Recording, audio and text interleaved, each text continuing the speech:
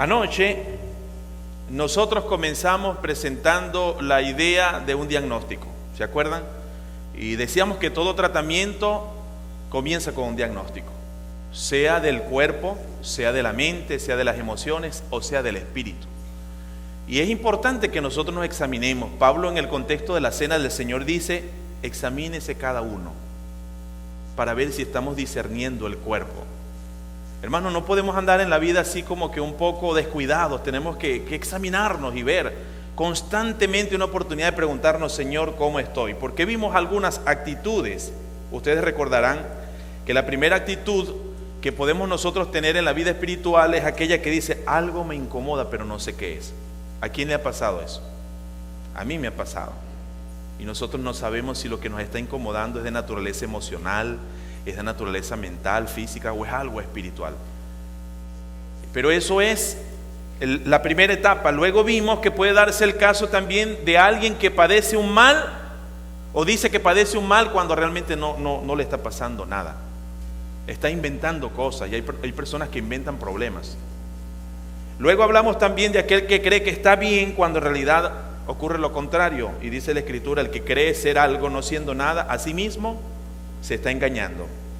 Hablamos también de alguien que pretende negar la realidad de un mal que sí existe, y yo declaro y esto y lo otro, que no ayuda en nada. Y las dos últimas actitudes que nosotros vimos es pretender ignorar la presencia de algo en vez de comenzar a tratarlo. Ahí están las proyecciones, usted puede seguirlo. Entonces nosotros dijimos que cuando hacemos un examen, ¿qué encontramos? ¿Qué encontramos? Nos damos cuenta nosotros, hermanos, que falta algo, porque falta alegría, falta el gozo. A pesar de que tenemos activismo, practicamos ciertas disciplinas, nos falta algo en nuestra naturaleza de la espiritualidad. Parece que a nuestra espiritualidad le falta ancla teológica, le falta un poco de salud espiritual, le falta también algo de transformación. Algo está pasando con nuestra espiritualidad. Luego, y ahí vamos a pasar a la otra imagen, nosotros vimos también que Cristo usó varias imágenes para hablar de la vida que Él nos ofrece. Él dijo, por ejemplo: yo soy el pan de vida. ¿Qué más? El que a mí viene nunca más tendrá ¿qué? Hambre. Y el que de esa agua bebe nunca más tendrá sed. Luego vimos también que el Señor dice: el que cree en mí, como dice la Escritura, de su interior correrán ¿qué? Ríos de agua viva. Otro pasaje que vimos ayer, que el reino de Dios no consiste de ¿qué, hermano? De comidas ni de bebidas, sino de que 3 palabras clave: justicia, paz y gozo en el Espíritu. Entonces, cuando uno revisa esos pasajes y cuando uno revisa esas imágenes que el Señor usa para describir lo que nos da, uno dice: pero yo estoy viviendo esa vida abundante.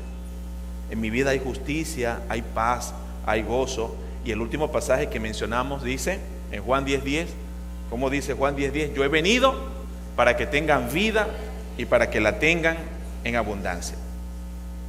Entonces nos damos cuenta que aunque tenemos muchas cosas buenas, buena intención, activismo y lo demás, todavía nos está haciendo falta algo. Nos hace falta alegría, ternura, buenas relaciones, respeto por la vida y ese tipo de cosas. Entonces, yo quiero que recuerden conmigo, porque ayer les dije 4 marcas de la espiritualidad que nosotros creemos que necesitamos. ¿Ustedes recuerdan esas 4 características? En primer lugar, necesitamos una espiritualidad que tenga a Jesús como ¿qué? Como modelo. A Jesús como modelo. En segundo lugar, una espiritualidad que tenga los valores del reino como los ejes que atraviesen. Señor, atraviesa mi vida con tu justicia, atraviesa mi vida con tu soberanía, con el servicio, con la humildad, con la integridad. En tercer lugar, una espiritualidad que tenga la vida plena como foco. No queremos fragmentar la vida. Queremos que el foco de nuestra vida, de nuestro perfeccionamiento, tenga la vida plena. Estoy haciendo un repaso que de pronto es algo árido y lamento que pase tan rápido si alguien no vino ayer, pero creo que nos ubica en contexto para retomar hoy las temáticas que tenemos, que yo espero también sean de gran bendición para nosotros.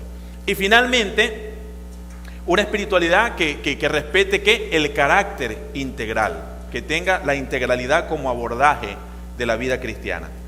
Vamos a pasar a la imagen donde veíamos anoche algunos modelos sesgados o defectuosos de espiritualidad. Y el primero era una espiritualidad ¿qué? Academicista. Es aquel que piensa que la vida cristiana es como una universidad, que se es mejor o es más importante porque tiene título, porque sabe bastante Biblia, porque puede explicar correctamente las doctrinas. Y ahí vemos que hay un problema, porque hemos visto personas que saben bastante, pero sus relaciones son relaciones enfermas. La segunda es una espiritualidad ¿qué? Legalista. ¿Y a quién describe? A una persona que le importan más las normas y las reglas y la utiliza como cuchillo, las utiliza como una espada bien afilada para hacerle daño. No le importa si le hace daño a su hermano, una espiritualidad legalista. Hermanos, tenemos mucho legalismo. El Señor Jesucristo nos dice que las leyes fueron dadas ¿para quién? Para los hombres, y no los hombres para ponerlo debajo de unas leyes. Las leyes son para honrar a Dios y para celebrar la vida. Y a veces tenemos mucho legalismo, cuando la ley se aplica de una manera vacía, pero no para honrar a Dios, sino para celebrar la vida. En tercer lugar, una espiritualidad institucionalizada. ¿Qué es eso? Cuando creemos que el fin último de mi vida es ¿qué? La estructura y la institución. Y hemos dicho que necesitamos estructura y organización en la iglesia, pero que eso no es el fin último. Nosotros no estamos para ninguna estructura, nosotros estamos para traer gloria al Señor, para traer gloria a Dios. Lamentablemente no puedo repetir cosas que dije ayer por cuestión de tiempo, pero quiero enfatizar eso, hermano. Hay personas que viven para una estructura, y la estructura es un medio apenas. Una organización, sea cual sea, la iglesia, la red de iglesias, la convención, ninguna institución, ninguna estructura está por encima del Señor, de su amor y de su palabra. Cuando el Señor es el primero, cuando Él es el centro, su amor y su palabra, entonces todas las demás cosas tienen el lugar que merecen, pero no es al revés. Y ayer mirábamos también una espiritualidad ritualista, personas que cumplen ritos con un celo impresionante, pero son personas que son ritos vacíos. Usted puede levantar las manos, usted puede incluso llorar, y sin embargo eso no es estar haciéndolo para el Señor. Ustedes recuerdan el caso de Caín y Abel, hermanos. ¿Cómo sabe uno quién adoró? Le voy a hacer esa pregunta. ¿Usted quiere saber quién adoró? Ese relato dice que la adoración no se ve tanto por lo que pasa en el altar, sino lo que ocurre cuando uno sale del altar.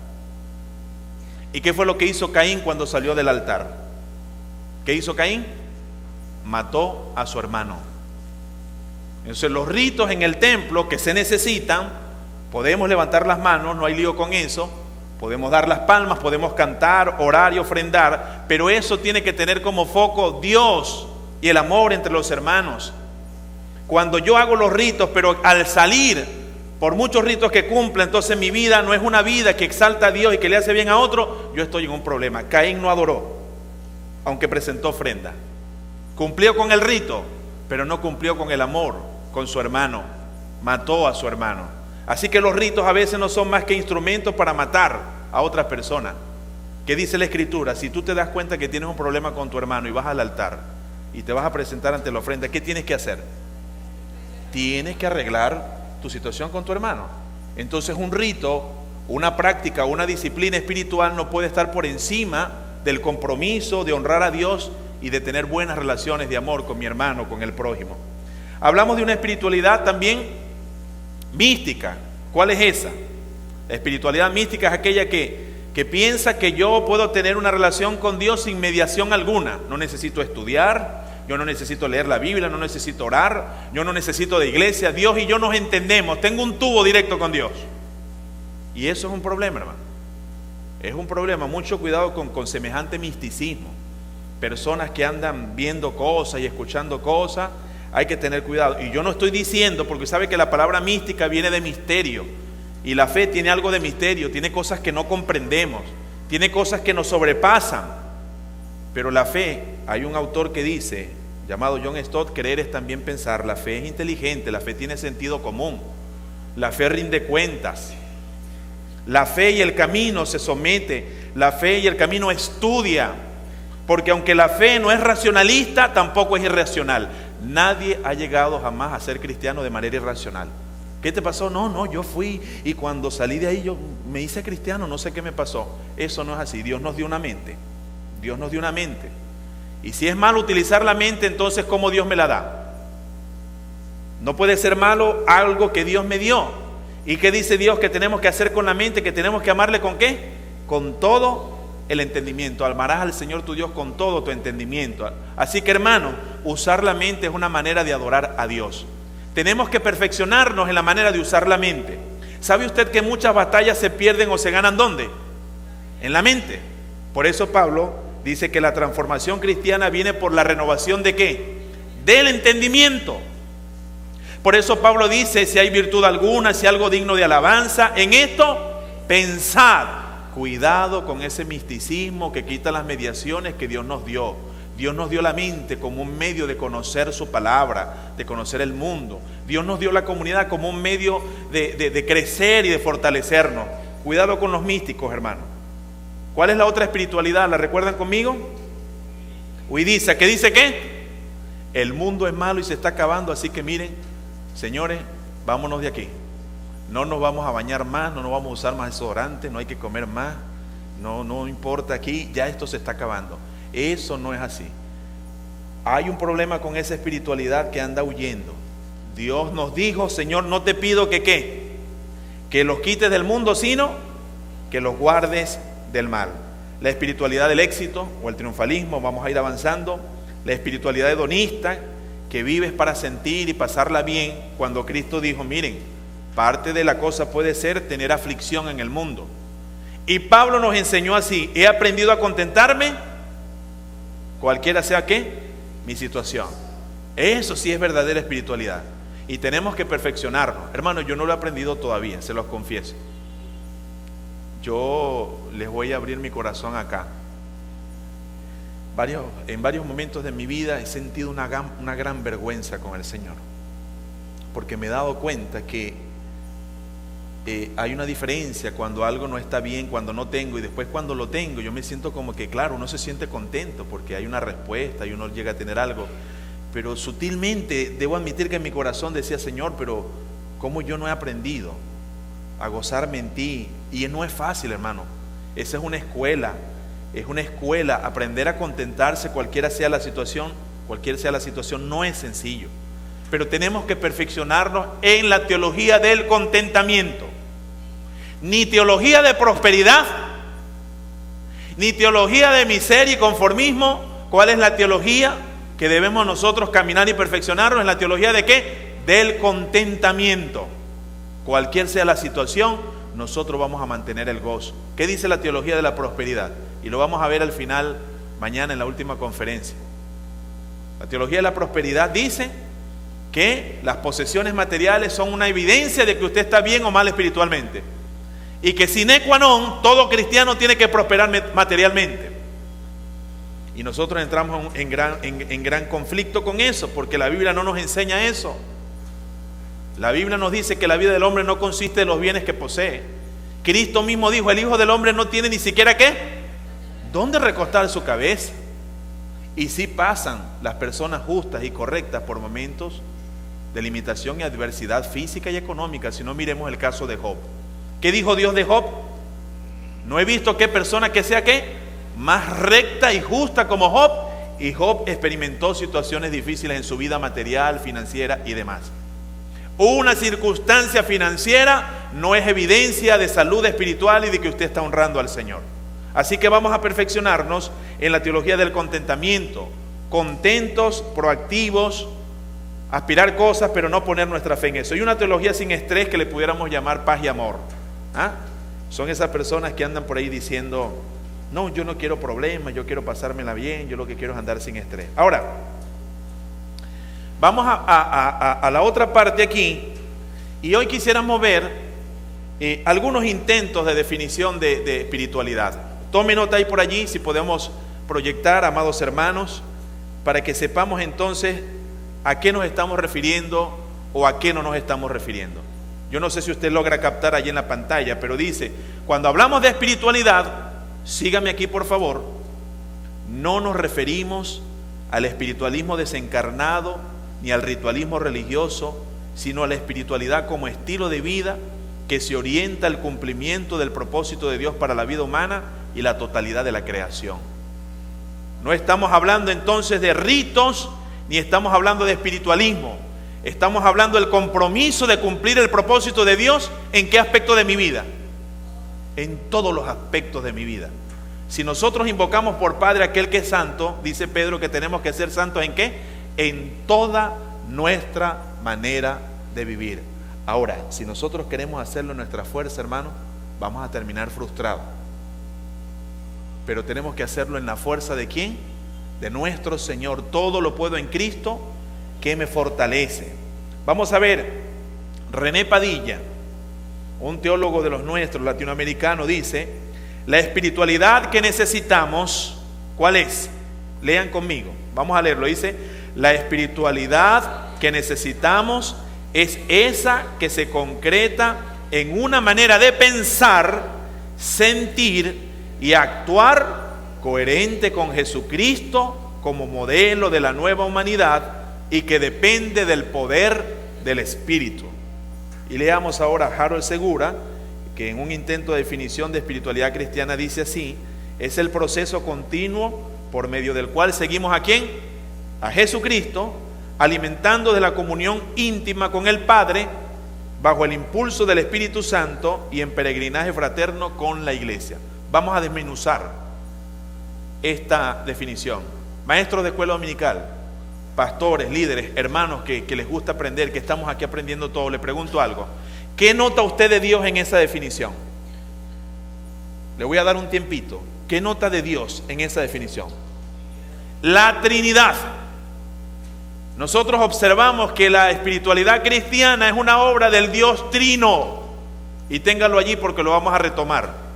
En la espiritualidad cristiana, en el perfeccionamiento, interviene el Padre. ¿Interviene quién más? El Hijo. ¿Interviene quién más? El Espíritu Santo. Hermano, aquí está una clave. Un problema de nuestra espiritualidad es que no se ha alimentado de la naturaleza trina de Dios. Lo voy a decir luego.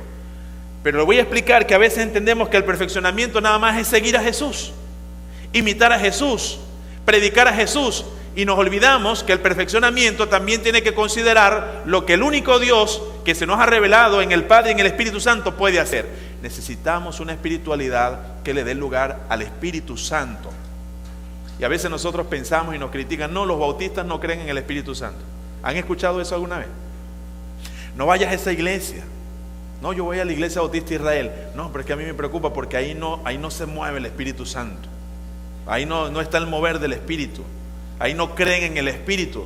Nosotros creemos, hermano, nuestra fe es en el Dios Trino. Nosotros creemos, como se ponía el video ayer y hoy también, creo en el Padre, en el Hijo y en el Espíritu Santo. Creo en el Padre, en el Hijo y en el Espíritu Santo. Mírese la importancia de la Trinidad. ¿Quién diseñó la salvación eterna? El Padre.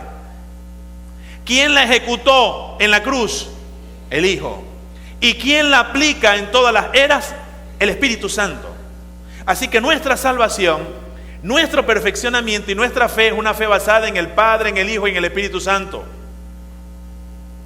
No tenía la idea de tenerme tanto aquí, pero me parece importante, porque si en esta noche hay hermanos que son nuevos creyentes, hermanos que están comenzando a asistir a una casa de vida, ustedes tienen que saber, y eso puede ser tema de otro estudio, luego hablar de la Trinidad y cómo la Trinidad es un modelo de vida cristiana y cómo nosotros podemos sostener nuestra creencia en un Dios trino.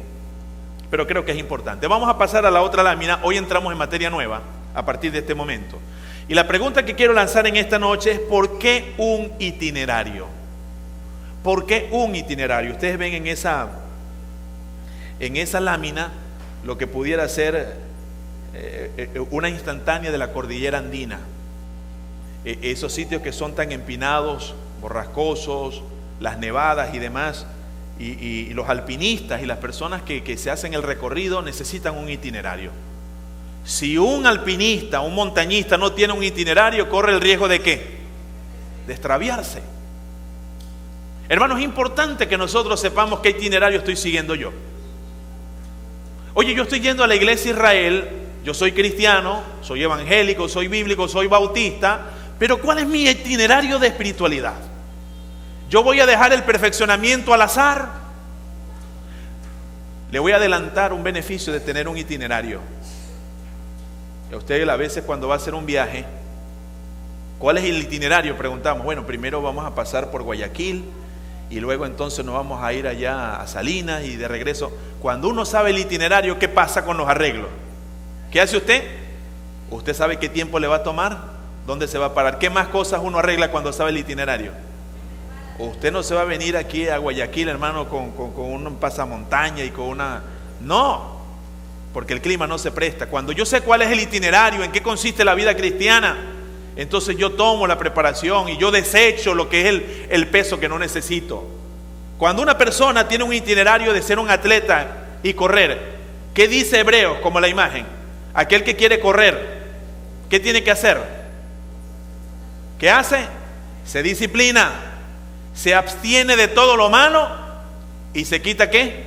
Todo pecado de peso que le asedia para correr con paciencia y perseverancia la carrera que tenemos por delante. Hay un gran beneficio en esto de contar con un itinerario. Vamos a regresar aquí a la imagen y le voy a decir lo que significa itinerario. La palabra itinerario es un vocablo que nos llega del latín y tiene que ver con caminos. Métaselo allí, porque estoy seguro que usted va a necesitar compartir esto con otra persona. Usted va a venir con un hermano y le dice, oye hermano, yo no sabía que esto era así, yo no sabía que uno tenía un fracaso, yo pensaba que esto y lo otro. Usted, mira hermano, es que esto es un camino, es un itinerario, es un camino. Y vamos a ver las cosas que vienen aquí. Un itinerario describe un recorrido en la que uno va haciendo ¿qué? Anotaciones. Y entonces ahí está la idea de una agenda. Por eso es bonito, hermano, ir levantando altares. ¿Qué hacían los patriarcas? ¿Qué hacían los patriarcas mientras iban en su itinerario de fe? Cuando ocurría un acontecimiento importante, ¿qué hacían ellos allí? Ahí levantaban ¿qué? Un altar, dejaban una nota diciendo, Dios me visitó en este tiempo. Tenemos que dejar anotaciones en nuestra vida cristiana. Yo le pregunto a usted, esto es una pregunta práctica, que si tuviera más tiempo se la digo y le digo, reúnanse 3 hermanos y díganme cuáles notas o cuáles memoriales uno puede levantar de su itinerario cristiano. Por ejemplo, cuando yo me casé. Por eso es que uno tiene fotografías del matrimonio. ¿Sabía usted que una fotografía puede ser un elemento visual de espiritualidad? Mirar la foto y recordar. ¿Cuáles son otras anotaciones que dejamos en el camino de la vida cristiana? Memoriales. ¿Qué más? El día que acepté al Señor lo anotamos en la Biblia.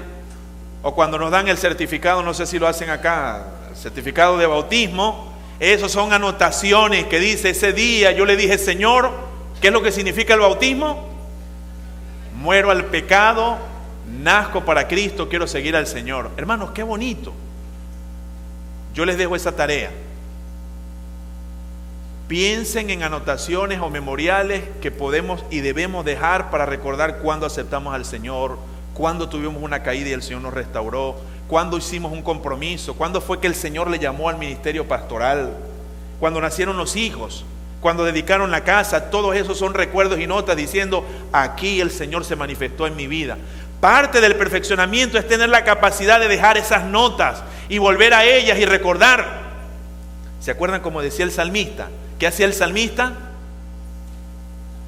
¿Qué hacía el salmista cuando se acordaba, cuando iba con el pueblo de fiesta en fiesta? ¿Se acuerdan? Si nosotros no dejamos esas notas, esas son las notas que vamos a necesitar recordar cuando venga la prueba. Señor, en aquel momento que pasamos por esa prueba, yo recuerdo que dejé la nota de que tú eres fiel, tú hiciste un milagro en mi vida. Parte del perfeccionamiento entonces es dejar notas en el camino para recordarlas. Y allí cuando ustedes se reúnen con las damas, ya vienen las damas a hacer su retiro y su compañerismo, sería bien bueno pensar como mujeres qué notas hemos dejado en el camino donde hemos visto en ese itinerario que Dios se ha manifestado. Otra segunda cosa con relación a esto de por qué un itinerario, por qué ver el perfeccionamiento como un itinerario, porque el itinerario tiene la idea de una ruta o de pasos que se siguen para ir de un lugar a otro. La vida cristiana es dinámica. Pablo nos recuerda que nosotros tenemos que ya dejar de ser, tenemos que dejar de ser ¿qué? Niños fluctuantes, llevados ¿por qué? Por cualquier viento.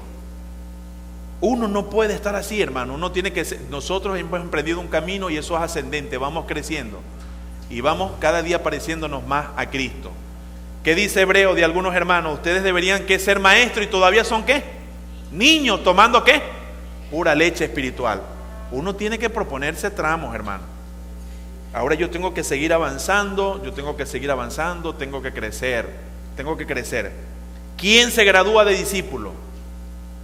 Levante la mano el que piense que ya está seguro, ya está cerquita de graduarse de discípulo, que ya está. No, nadie, porque el discipulado es un camino constante, son pasos que vamos dando para acercarnos al Señor. En la antigua Roma, itinerario era un mapa de las carreteras. Y el itinerario, y con esto voy a terminar este punto, también nos sirve como una metáfora muy poderosa, porque tiene la idea de que mi vida tiene un rumbo. Mi vida tiene un rumbo. Yo no soy una persona que es como el tamo que ¿qué? Dice el Salmo 1, es como el tamo que arrebata el viento. ¿Sabe lo que es un tamo? ¿Ah? ¿Qué es el tamo? A ver, ¿qué es el tamo que arrebata el viento? ¿Ah? ¿Qué es la brizna, la cáscara, la pelusa? No sé cómo dicen, discúlpenme si utilizo una palabra que no suena muy bien acá, pero es eso que suelta bien el trigo, la pajilla, algo muy liviano que se lo lleva el viento. Cuando uno tiene un itinerario, entonces uno tiene un sentido de rumbo. Y todos andamos en un camino. La cuestión es saber a quién estamos atendiendo. Nos permite ver la vida y sus procesos como algo dinámico. La Biblia dice, hay caminos que al hombre le parecen ¿qué? Derecho, pero su fin es fin de muerte.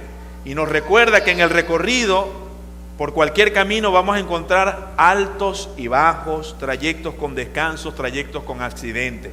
Vamos a pasar, hermano, a la otra lámina. Aquí había una analogía que yo quería compartir, pero vamos a saltarla. Vamos a ver ahora que el camino al perfeccionamiento, vamos a ver el perfeccionamiento como un camino. Vamos a revisar varios textos. Biblias en mano, por favor. Quiero que un hermano me lea en Josué capítulo 3, versículo 15. Vamos a ver el perfeccionamiento como un camino. Josué capítulo 3, versículo 15. Alguien que se ponga de pie, con voz de arcángel y con trompeta de Dios, que nos lea allí fuerte, una hermana o un hermano. Adelante, Josué capítulo 3, versículo 15. Adelante, hermanos. Adelante, hermana, puede.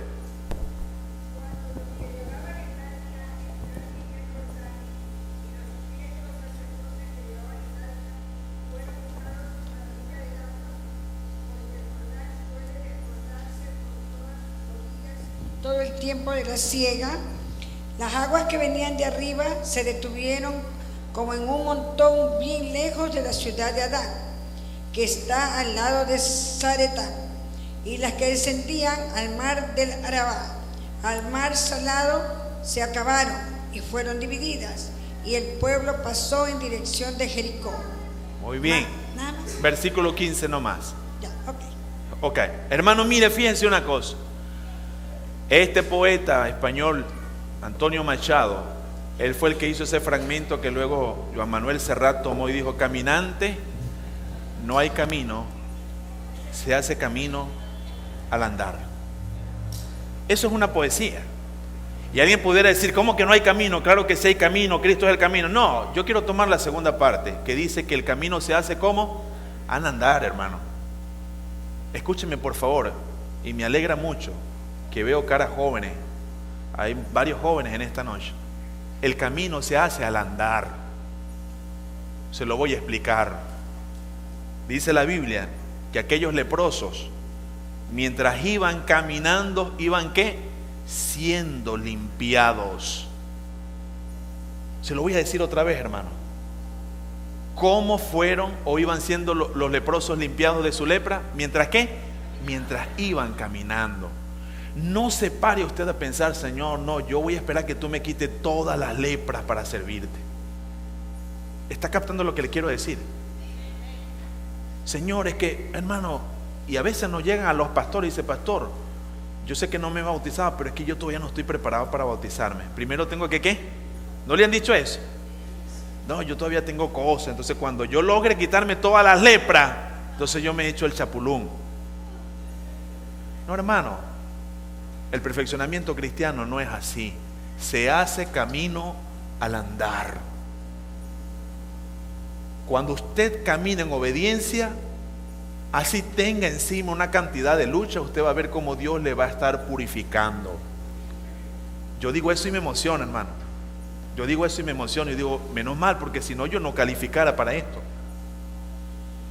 Pero somos perfeccionados mientras vamos caminando. Si usted no camina, usted no va a ver el perfeccionamiento. Usted tiene que seguir a pesar de la presencia de cualquier cosa. Y dice la Escritura que cuando los pies de los sacerdotes se mojaron, ¿qué pasó con el río? ¿Qué pasó? Con el agua se abrió. Se hace camino al andar. No se hace camino allí, usted estático, que usted no se reúne con los hermanos, que usted no comparte con la gente, que usted se aísla porque usted tiene lepra. No, se hace camino de perfeccionamiento al andar. Es lo primero que quiero decir. Cuando yo leí esto me pareció fabuloso, me pareció esperanzador, me pareció hermoso, porque nosotros le decimos: hermano, no te detengas, hermano, vamos a seguir, sigue caminando en obediencia, sigue caminando a pesar de la prueba, sigue caminando a pesar de la tentación, y tú vas a ver que el Señor va a hacer la obra. ¿Cuántos fueron limpiados de los leprosos según el Evangelio? ¿Cuántos? ¿Cuántos regresaron? Uno solo regresó a dar gratitud. Eso es también parte del perfeccionamiento, perfeccionarnos en ser agradecidos. Pero voy con otra referencia bíblica para ver esto de que el camino se hace al andar. ¿Ustedes se acuerdan del relato del camino a Emaús? ¿Dónde aparece el relato de ese diálogo con Jesús y aquellos forasteros? ¿Dónde aparece? En el Evangelio de Lucas. ¿Y qué nos enseña camino a Emaús? Le voy a dar varias cosas acá.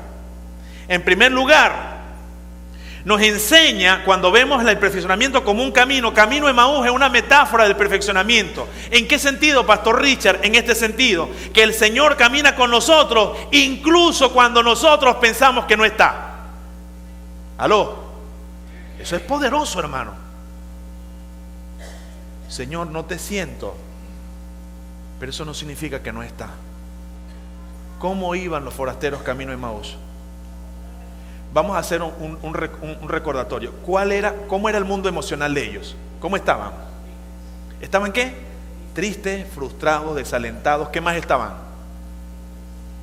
Estaban con dudas, estaban con cuestionamientos. ¿Y cómo es posible que todo esto se acabó? Y todo lo demás iban allí. Y el Señor está con nosotros. Y tiene que ser así, porque ¿cuál fue su última promesa según Mateo 28? Dijo: yo estaré con ustedes, ¿qué? Todos los días hasta el fin del mundo. Incluso en ese momento cuando hay duda, incluso en ese momento cuando decimos no siento nada. Camino a Emaús es una metáfora del perfeccionamiento. Líderes de casas de vida, les animo a todas estas metáforas de camino. Vamos a hacer una cantidad de estudios de ver todas estas referencias a camino, cómo nos ayudan a entender el perfeccionamiento. Y camino a Emaús nos dice: Dios está contigo aunque tú creas que Él no está caminando contigo, porque Él lo prometió. Segundo, con relación al camino a Emaús, es que otra cosa que vemos en Jesús es que Cristo no se escandaliza por nuestras dudas y preguntas. ¿Se dan cuenta de eso? El Señor iba caminando ahí y dice: mire, ¿y ustedes de qué están hablando? Bueno, estaban. Y entonces, ¿qué le dicen a Jesús? ¿Acaso eres tú el único que no sabe qué es lo que ha pasado en toda esta comarca? Y dice: no, bueno, yo lo que estoy es preguntando. Y a veces nosotros nos ponemos así: Señor, lo que pasa es que tú no entiendes, tú te olvidaste. ¿O es que tú acaso no sabes lo que está pasando en mi casa, en mi trabajo? Y el Señor no se escandaliza por sus dudas y preguntas. ¿Y qué hace el Señor? Nos toma en el camino y desde allí nos lleva ¿a dónde? A su palabra. Él nos pasa de la duda al encuentro. Él nos agarra en el camino polvoriento de Emaús y nos lleva a la palabra y nos confronta con la palabra, y al final, ¿qué hace Él? Abre nuestros ojos. ¿Y qué dijeron los forasteros? ¿Cómo reconocieron al Señor? ¿Cuándo qué? Cuando tomó el pan y lo partió. Se dieron cuenta, hubo algo en ese partir el pan que les recordó, y entonces ellos dijeron: ¿y no ardían nuestros corazones cuando qué? Cuando nos hablaba las Escrituras. El Señor nos perfecciona. Yo no sé qué camino de Emaús está viviendo usted ahorita. ¿Habrá alguien aquí que valientemente levante su mano y diga: hermano, yo creo que estoy pasando un camino de Emaús, de dudas, de preguntas? Mira, aquí están las hermanas que valientemente dicen: yo estoy pasando ese camino de duda. Estoy pasando un camino de derrota, de duda. Y yo digo: Señor, no lo siento, no lo veo. Parece que Dios se olvidó de mí, que Él no está al tanto de lo que me está pasando. Hermano, amados hermanos, primero, gracias por esa valentía de levantar su mano y reconocer: estoy pasando por un Emaús. A ustedes les quiero decir que el Señor les va a llevar, les va a tomar desde ese camino, los va a llevar a la Escritura, les va a abrir sus ojos, y luego van a decir: ahora entiendo, y mi corazón ardía, y al final el Señor se va a glorificar en su vida, porque Él lo ha prometido así. Miren, los caminos tienen historia. Vamos a la imagen ahí, hermano, la próxima que viene. Los caminos tienen historia, y tratando de conseguir imágenes, yo encontré este camino que debe ser conocido por ustedes cuando lo puedan proyectar, que es conocido como el Camino del Inca, ¿sí? No sé si ha ido, pero la UNESCO declaró Patrimonio Mundial de la Humanidad el Camino del Inca. Es una red magistral de comunicación vial que se extendió por Sudamérica. Abarca ¿quiénes? Argentina, Chile, Bolivia, Perú, Ecuador y Colombia. Y esta red de caminos es la más antigua de América y tiene una extensión como de 6.000 kilómetros de sur a norte. Ese camino tiene su historia. Lo que yo quiero decir es que cada camino es una historia, y a veces uno no sabe la historia de otro. En estos días leí este pensamiento y se lo comparto. Si conociéramos profundamente y en la intimidad el problema de los otros, nos quedaríamos con los nuestros.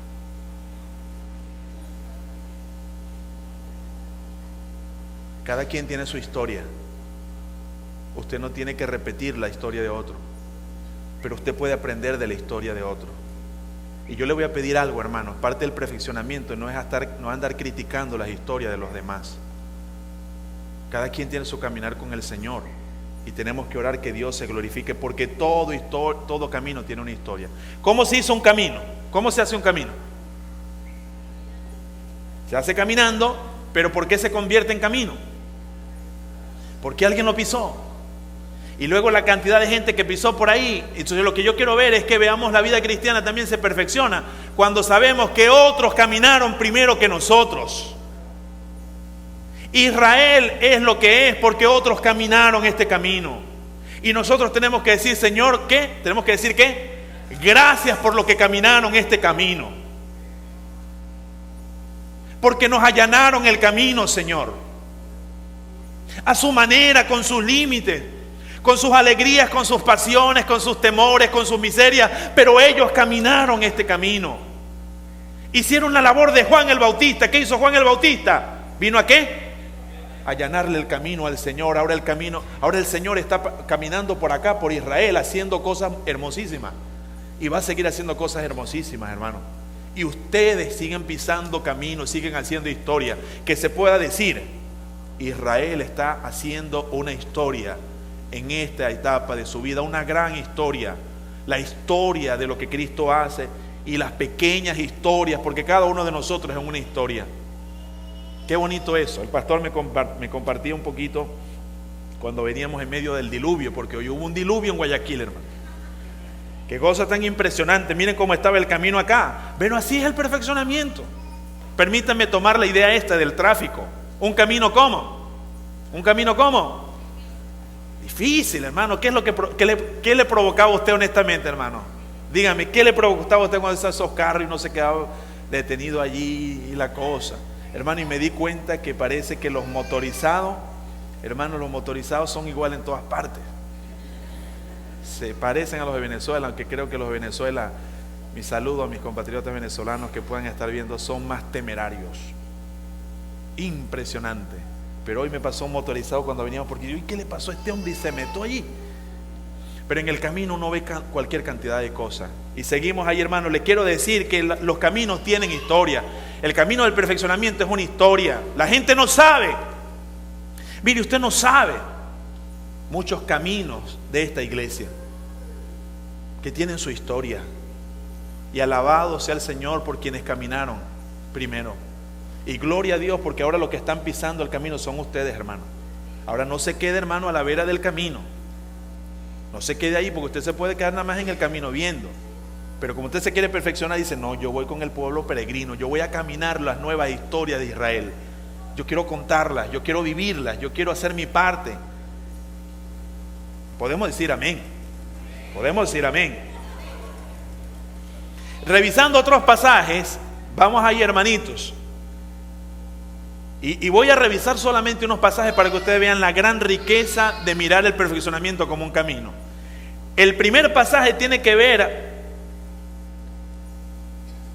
con las categorías de creación y pecado, como dice en Génesis 3:24. Génesis 3:24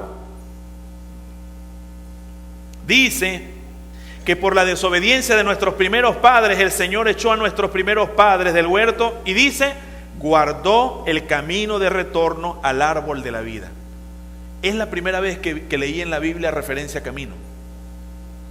Y es una referencia que el Señor sacó a Adán y Eva por el pecado del huerto y les selló ¿qué? El camino de regreso al árbol. No pueden hacerlo en su propia fuerza, solo Cristo nos permite regresar al árbol de la vida. La segunda referencia la vamos a tener, y no tengo una referencia bíblica, pero todo Éxodo es la referencia bíblica, que nos dice que los caminos cortos no siempre son los más convenientes. Permítanme figurar algo acá. Aquí abajo en el sur está Egipto.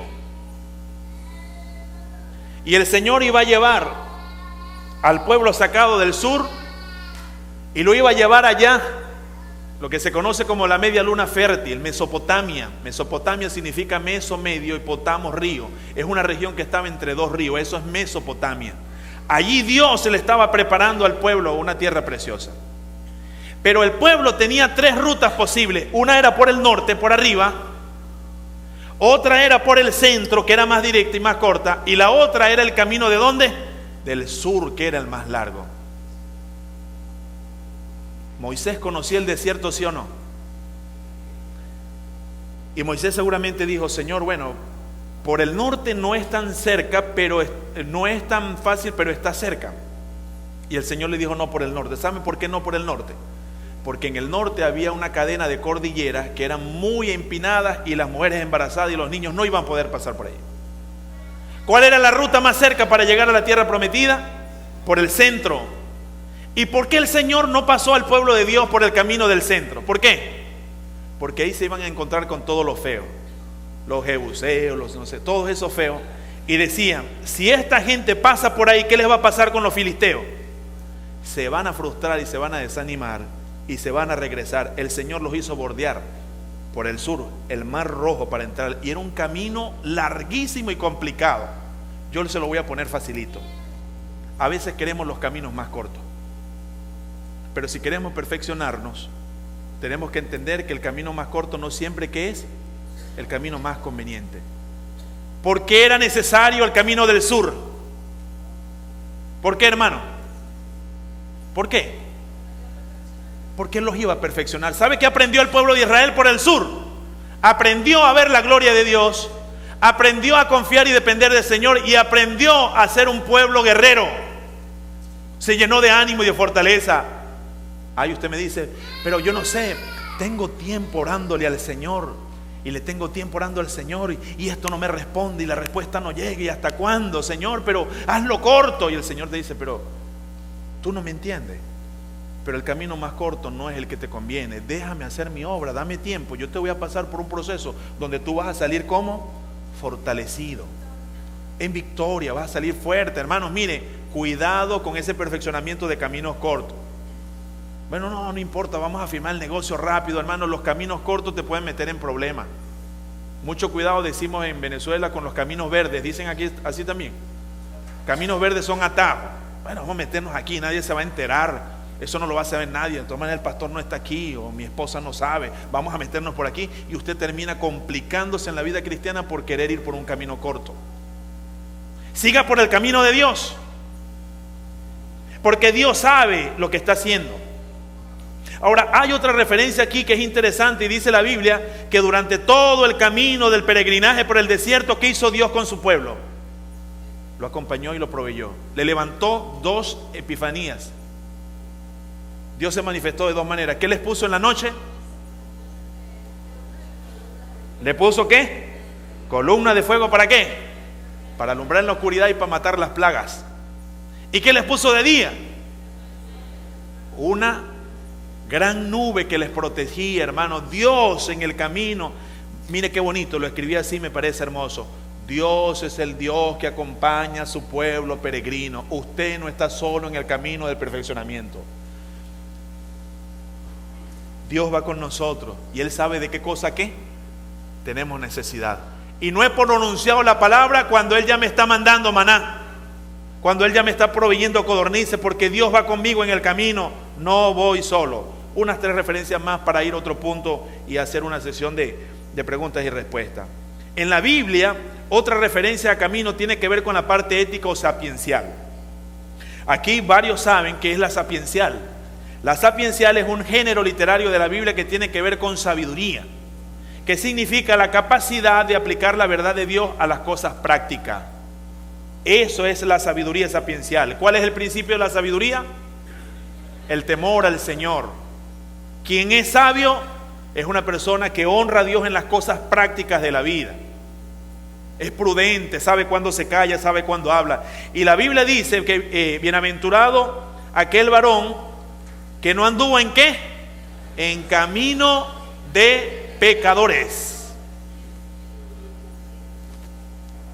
Jóvenes, si tú quieres perfeccionarte, entonces tú tienes que tener la capacidad de distinguir los caminos de pecadores. El joven sabio ve el mal y se aparta de ese camino. La mujer sabia ve el mal y se aparta. El hombre sabio ve el mal y se aparta. Porque camino también tiene un sentido ético, un sentido sapiencial de la vida. Otra referencia más. El Señor Jesucristo dijo: yo soy el camino, la verdad y la vida. Vamos a leer 2 pasajes. Esto sí quiero que lo lean ustedes. Jeremías 6:16. Le voy a pedir a un hermano que lea Jeremías 6:16 y a una hermana que lea Colosenses 1:10. El pastor está hoy de siervo ahí y él le va a acercar el micrófono si usted se pone de pie. ¿Quién va a leer Jeremías 6:16? Póngase de pie, aquí está una. Usted tiene Colosenses 1:10. Pastor, denle el micrófono a un hermano que se pare, que va a leer Jeremías 6:16. A ver, un hermano. Ahí está el hermano. Mire ese pasaje. Así dijo Jehová: paraos en los caminos y mirad, y preguntad por las sendas antiguas, cuál sea el buen camino, y andad por él, y hallaréis descanso para vuestra alma. Mas dijeron: no andaremos. Ay, ay, ay. Párense en los caminos y hagan ¿qué? Y vean, oye, ¿cómo estoy andando? ¿Se acuerdan del hijo pródigo que llegó un momento que dice que volvió en sí y dijo, le entró una luz y dijo: ¿cómo es posible que hay tantos jornaleros en la casa de mi padre que tiene comida? Y yo, que soy un hijo de él, estoy aquí en esta situación. Y dice: me voy a levantar, yo voy a retomar el camino. Pero hay gente, hermanos, que no se da el tiempo de considerar cuáles son los caminos y cuál debe transitar. Es más, cuando saben cuál es el camino del Señor y dice: no andaré por él. Colosenses 1:10, mi hermana por acá. El pastor se acerca con el micrófono y vamos a ver la idea del camino del Señor que hay que discernir y que hay que seguir en medio de tantos caminos.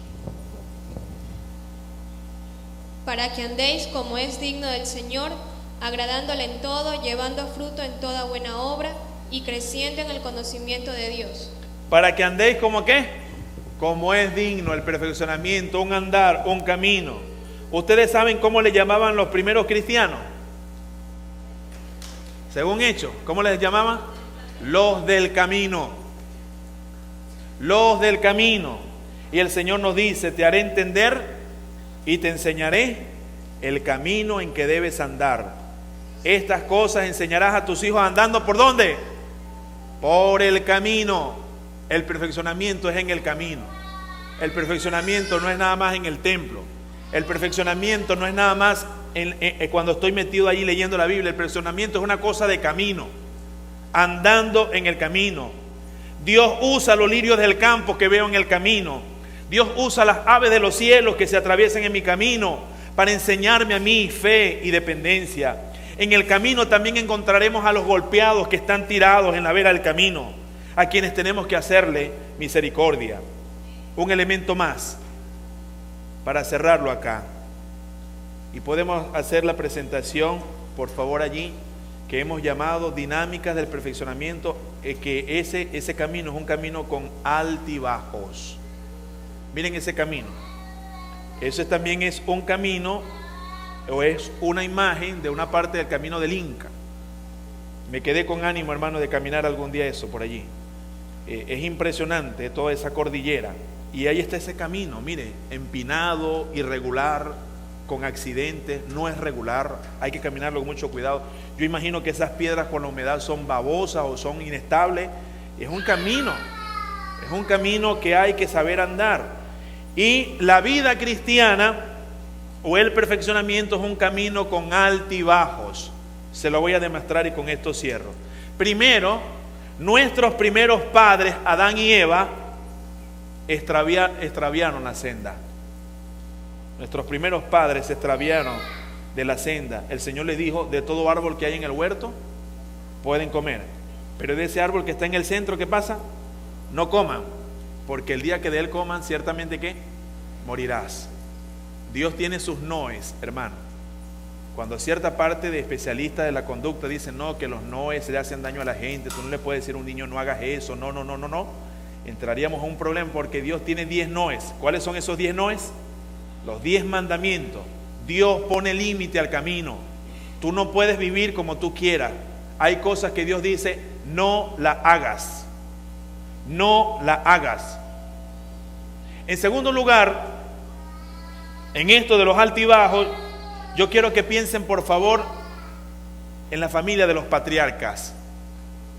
Y les pregunto, y voy a pedir que alguien se levante y me lo diga. ¿Quién me puede hablar cuáles fueron los altibajos en la vida de Abraham, el padre de la fe? Me lo va a decir así, hermano, tuvo este altibajo, tal cosa. Usted levante su mano, le van a acercar el micrófono y yo quiero que usted me diga cuáles fueron los altibajos que usted recuerda en la vida del padre de la fe llamado ¿cómo? Abraham. ¿Quién levanta su mano? Recuerde 1, 2, 3 o altibajos. Aquí tenemos 2 hermanos que quieren participar aquí. Recuerden la vida de Abraham. ¿Cuáles son los 3 patriarcas? Abraham, Isaac y Jacob. ¿Por qué se le llama patriarca? Porque eran padres de ¿qué? De familias dilatadas. Eran cabezas de tribu, eran cabezas de un clan muy grande y ejercían una función de sacerdote. Eran padres de familias dilatadas que tenían una gran ascendencia en las normas, en la estructura y en la vida espiritual de su pueblo. Y estos padres de la fe tuvieron sus altibajos. Altibajos en la vida de Abraham, hermano. Dudas. El altibajo fue la falta de paciencia. La falta de paciencia. Se apresuró cuando tuvo a Ismael. También Abraham se olvidó de la promesa, porque yo le había dicho ya que él iba a tener descendencia. Y entonces puso a un lado la promesa del Señor y él quiso ¿qué? Tomar un camino verde, un atajo. Señor, Dios está esperando, ya estos son 10 años, porque yo no te echo una ayudadita, Dios. Vamos a echarte una ayudadita, pues, porque mira, aquí está una mujer, yo puedo resolver el asunto. Entonces viene la esposa y le dice, mi amor, toma la mujer ahí. Y el hombre, ni corto ni perezoso, dijo, bueno, vamos a hacerlo, porque tenemos que tener hijos. ¿Qué más, hermano? Antes de eso mintió cuando fue a Egipto con Sara. Hubo mentira en la vida de Abraham. Ahora, con este recorrido, y el hermano va a seguir mencionando de pronto unas 2 o 3 cosas más, nosotros estamos justificando eso. No lo estamos justificando. Lo que estamos diciendo es que hasta el propio Abraham lidió con esas cosas. ¿Qué más, hermano? Se le hizo duro cuando Dios le pidió que sacrificara a Isaac, cuando Isaac había Sí, ahí está, expresión de humanidad. Expresión de humanidad. ¿Qué más? Pudiéramos recordar, ¿te acuerdas que hubo una hambruna en Egipto? Perdón, ¿dónde? ¿La hambruna fue dónde? Que tuvo que irse más bien para allá. en Canaán para irse a Egipto. Sí, y salió despavorido, o sea, y comenzó y se fue a otro sitio. Y es natural. Es natural. Tuvo problemas con su sobrino también. Tuvo su problema allí. Ahora, yo he dicho a los hermanos venezolanos que, como he dicho, algunos han tenido que emigrar. Y he tratado de enseñar a la iglesia, hermano, que uno no puede estar jugando la historia de otro, que tenemos que orar por los que salen, que ellos están tomando sus decisiones, y orar que Dios les bendiga. Y tenemos que orar también por los que se quedan, y orar por cualquiera que tome una decisión, para que el Señor le guíe, y que al final no es donde yo esté, sino con quien camine. Pero en la vida de Abraham nosotros vemos esa seña. Podemos también decir de Isaac. ¿Qué decir de Jacob? Aló. Timador. Tenía un problema tremendo con la mentira. Era una persona muy hábil para las cosas, para mentir, y el engaño y demás. Y el Señor y el hombre tuvo un momento en que comenzó a pelear ¿con qué? Con el ángel. Y esa pelea es ilustración de perfeccionamiento, hermanos, porque a veces tenemos que entrar en esa pelea. ¿Y qué le decía el Jacob? Le dijo: yo no te voy a soltar hasta que tú me bendigas. Esa insistencia. Y dice que bueno, lo soltó, pero lo dejó ¿qué? Una marca aquí en la parte de su cuerpo, que Jacob quedó con ese recuerdo de que estuvo ahí peleando, pero Dios al final le bendijo. Los altibajos de Israel, los altibajos de los reyes de Israel. Hubo reyes que hicieron lo malo delante de los ojos del Señor, hubo reyes que hicieron lo bueno delante del Señor. Los apóstoles, ¿se acuerdan aquel momento en que estaban diciendo Señor? Y la mamá llegó a interceder por los hijos. ¿Y qué le dijo la mamá? Señor, yo te quiero hacer hazme un favorcito ahí. En Venezuela decimos: hazme una segunda. Hazme una segundita ahí. ¿Cuál es su petición? Que cuando tú vengas en tu reino, si no es mucho pedir, pues tú sabes, haz que mi hijito, el bordoncito, el Benjamín, se te siente a un lado y el otro se te siente al otro. Los apóstoles en muchas maneras expresaron sus contradicciones, sus ambiciones, sus problemas. En estos días estudiamos el domingo. ¿Qué estudiamos? Las negaciones de Pedro. Tuvieron sus altibajos, hermano. Y esto no es para justificar el pecado. Escúcheme bien, lo voy a decir aquí, no lo tenía anotado. Pero el que busca los altibajos de los personajes bíblicos para justificar su pecado, no ha entendido el camino del perfeccionamiento. No se justifique en el pecado del otro. Y si él lo hizo, imagínate tú, no, todo lo contrario.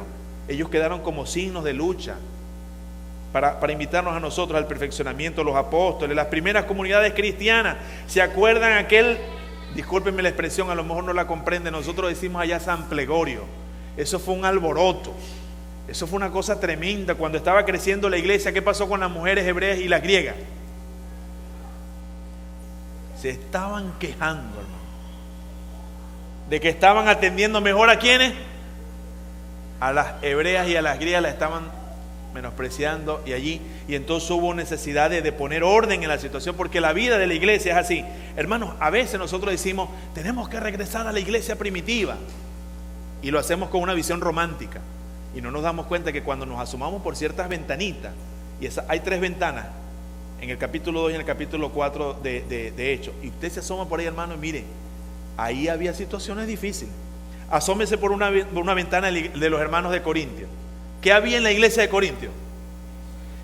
Divisiones, incesto, desorden en la cena, las liturgias eran un desorden. Y el Pablo comienza la carta diciendo a los santos que están ¿dónde? En Corinto, porque eran hermanos que están en un proceso de santificación, pero tenían lucha. Y la misma historia del cristianismo es también esa lucha. Hermanos, yo voy a terminar de esta manera, y voy a ver si alguno de ustedes tiene algunas preguntas, algunos comentarios que hemos logrado acumular. Yo quisiera animarle que tome el micrófono, unos 3 o 5 hermanos brevemente, bien para hacer un comentario, para hacer una pregunta, a ver si logramos hoy esbozarlo o mañana la traemos para comentar.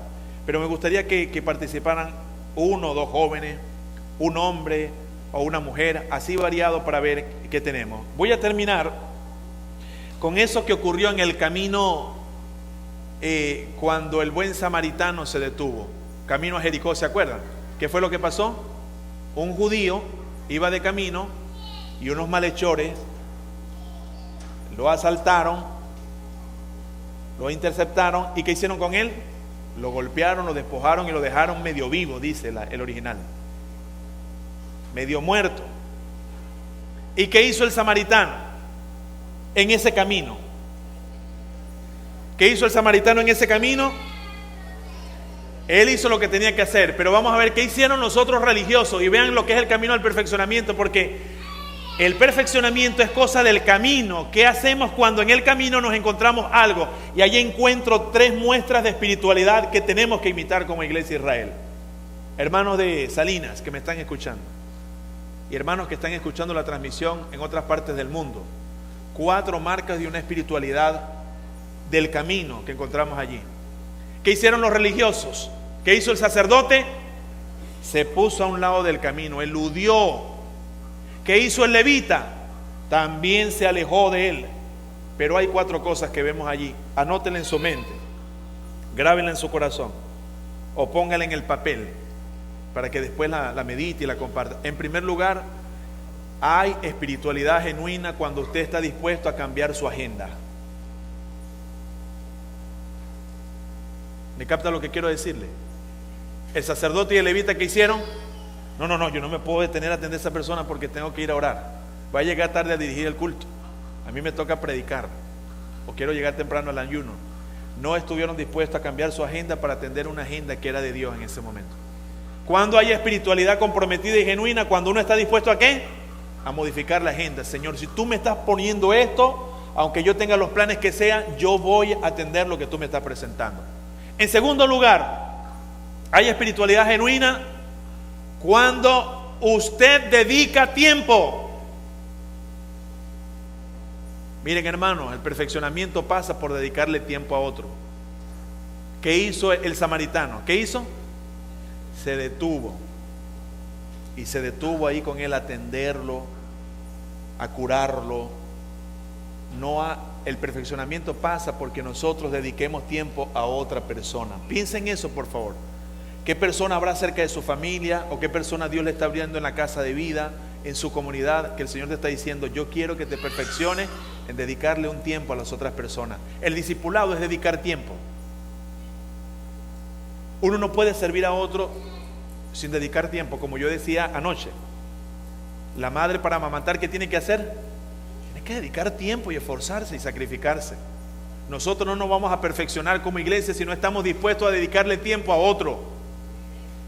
Eso nos perfecciona y nos saca de esa vida egoísta, de esa vida que gira en torno a nosotros, que queremos siempre que me llamen, que me inviten, que si el pastor no me vio, que si la hermana no me llamó, que si no me tomaron en cuenta, que si hicieron certificado para todo el mundo y a mí no me dieron, que mandaron a hacer las franelas y me dejaron por fuera. No, yo quiero dedicarle tiempo a otro para perfeccionarme en eso, porque yo no soy el centro de la vida. Tercero, hay esa espiritualidad cuando ¿qué? Cuando estamos dispuestos a usar lo que tenemos, que Dios nos ha dado, ¿para qué?